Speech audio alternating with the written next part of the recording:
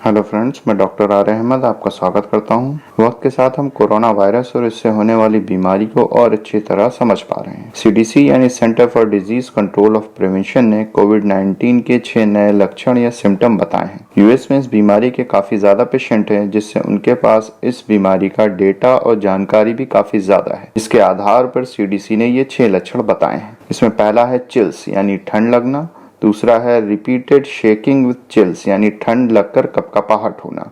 तीसरा है muscles pain यानी मांसपेशियों का दर्द।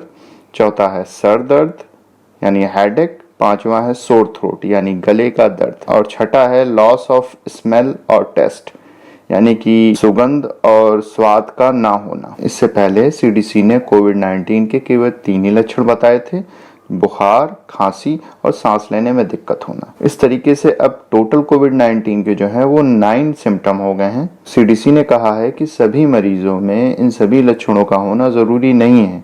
आगे चलकर कोविड-19 के कुछ और लक्षण भी सामने आ सकते, और यही सारे लक्षण नहीं है, अलग अलग जगहों पर इस बीमारी के अलग अलग लक्षण भी आ सकते हैं। अगर कोई और क्रिटिकल सिम्टम किसी पेशेंट में आता है तो वो अपने हेल्थ डिपार्टमेंट से कंसल्ट करे। इसमें मेन बात है कि अब आप कहेंगे कि ये 6 लक्षण अगर पता चल गए तो इससे क्या फायदा हो गया, इससे क्या बेनिफिट मिलेगा। पूरे वर्ल्ड के अंदर जो कोविड-19 का मेन टेस्ट है वो है आरटीपीसीआर यानी reverse transcription polymerase chain reaction. कोविड-19 को कंट्रोल करने के लिए हमारे पास केवल एक ही साधन है, वो है टेस्टिंग।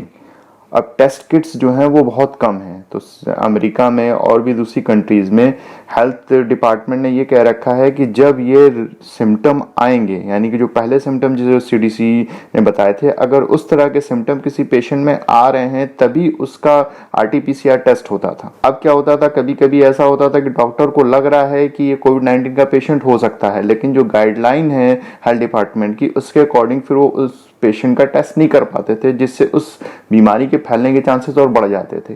अब जब ये सारे जो सिम्टम्स हैं वो सीडीसी ने उसके अंदर इंक्लूड कर दिए हैं, तो इससे अब ये क्या होगा कि जो हमारे टेस्टिंग का एरिया है उसको डॉक्टर्स बढ़ा सकते हैं, जिससे इस बीमारी के ज्यादा से ज्यादा पेशेंट के बारे में हमको पता चलेगा, जिनका हम आइसोलेशन करके इस बीमारी को कंट्रोल कर सकते हैं। अब डब्ल्यूएचओ के अकॉर्डिंग हम कोविड-19 के अगर सिम्टम देखें तो डब्ल्यूएचओ ने मेनली 3 सिम्टम इसके बताए हैं। पहला है फीवर, दूसरा है ड्राई कफ और तीसरा है फटीग यानी थकान। इसके अलावा और भी चीजें डब्ल्यूएचओ ने बताई हैं। इसमें है शॉर्टनेस ऑफ ब्रीथ यानी सांस लेने में दिक्कत होना, सोर थ्रोट, मस्कुलर पेन और कुछ लोगों में डायरिया और वॉमिटिंग जैसे भी सिम्टम देखे गए हैं। डब्ल्यूएचओ ने जनवरी लास्ट में एक सर्वे कंडक्ट किया था 5600 पर्सन्स के ऊपर चाइना के अंदर, जिसमें इन्होंने जो सिम्टम थे कोविड-19 को उनको उनका परसेंटाइल अलग अलग कलेक्ट किया था। इसमें करीब 88% लोग जो हैं जिनमें फीवर कॉमन सिम्टम था, उसके बाद 68% लोगों में कफ जो है वो कॉमन सिम्टम था और 38% लोगों में फटीग जो है वो एक कॉमन सिम्टम था। इसके अलावा और बहुत सारे सिम्टम जो आप देख सकते हैं उसके बारे में मैं बताऊंगा नहीं। मतलब ये है कि जो सर्वे कंडक्ट किया गया उसमें ज्यादातर लोगों में देखा गया कि उनको बुखार हो रहा है, उनको सूखी खांसी हो रही है और थकान लग रही है। इसके अकॉर्डिंग ही जो है डब्ल्यूएचओ ने अपनी गाइडलाइन जारी की थी सिम्टम ऑफ कोविड-19 की। ठीक है, अब बात कर लेते हैं हेल्थ मिनिस्ट्री ऑफ इंडिया की। हेल्थ मिनिस्ट्री ऑफ इंडिया की जो ऑफिशियल वेबसाइट है उस पर अगर आप जाके देखेंगे तो कोविड-19 के जो सिम्टम है उसमें उन्होंने बताया फीवर, ड्राई कफ और फटीग या थकान, ये 3 मेन सिम्टम बताए हैं। इसके साथ पेशेंट को सोर थ्रोट भी हो सकता है।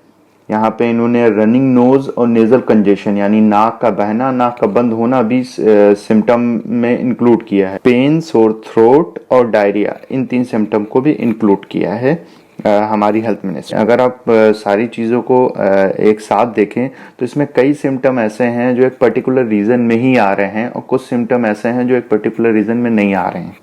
ठीक है, तो ओवरऑल जो कॉमन सिम्टम है जो सीडीसी ने बताया है वही मेन कॉमन सिम्टम। तो इसमें असल में बताना यह है कि इसी जैसी एक बीमारी का जो जिक्र मिलता है वो हकीम अजमल खान साहब की एक किताब है हाजिक, जो करीब 100 साल पुरानी किताब है। उसके अंदर नज़ला जुकाम वबाई के टाइटल से एक पूरा डिटेल मिलता है और उसके ऊपर मैंने एक पूरी डिटेल वीडियो भी बनाई है।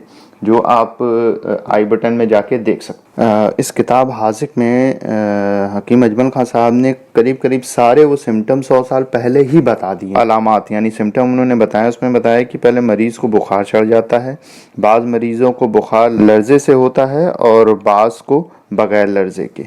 मतलब कुछ लोगों को जो है शिवरिंग कपकपाहट के साथ आता है, कुछ लोगों को बगैर कपकपाहट के आता है। आंखों और तमाम अजलात जिस्म दर्द मालूम होता है, यानी मस्कुलर पेन होता है, और दौरान सर की शिकायत होती है, यानी सर दर्द हेडेक होता है। आवाज बैठ जाती है, गला दर्द करता है, यानी सोर थ्रोट होता है। सीने पर बोझ और तनाव मालूम होता है, यानी ब्रीथलेसनेस। खुश्क खांसी हो जाती है, यानी ड्राई कफ। उबकाई, कै और दस्त, यानी नौजिया, वॉमिटिंग और लूज मोशन भी हो जाते हैं। मुंह का जायका बिगड़ जाता है, मतलब जो बात अभी सीडीसी ने बताई है। गले और नाक की सूजन सांस की नली तक पहुंचकर शदीद खांसी यानी रेस्टलेस कफ और निमोनिया पैदा कर देती है। इस मर्ज के हमले से मरीज बहुत जल्द कमजोर हो जाता है, यानी फटीग हो जाता है। इस तरह आपने देखा कि जो सिम्टम सीडीसी ने अब बताए हैं वो सारे के सारे सिम्टम हकीम अजमल खान साहब पहले ही बता चुके हैं। उन्होंने इस बीमारी यानी नज़ला ज़ुकाम वबाई के ताल्लुक से ट्रीटमेंट भी बताया है, जो मैंने उस वीडियो में डिटेल में समझाया है। इसके ऊपर हमारी हेल्थ मिनिस्ट्री ने आयुष मिनिस्ट्री को रिसर्च करने के लिए भी परमिशन दे दी है। उसके ऊपर रिसर्च स्टार्ट कर दी गई है, बहुत जल्दी इसके नतीजे भी आना शुरू हो जाएंगे। ठीक है, तो अगर ये आपको वीडियो पसंद आया हो, अच्छा लगा हो, तो इसे लाइक और शेयर करें। इसी तरह के इन्फॉर्मेशन वीडियो पाने के लिए हमारे चैनल को सब्सक्राइब करें, बेल आइकन प्रेस करें, और जो आपके सजेशन हो, जो आप चाहते हो कि मैं जिस टॉपिक के ऊपर वीडियो बनाऊं, तो कमेंट करके मुझे बताएं। हंसते रहिए, मुस्कुराते रहिए। Thank you.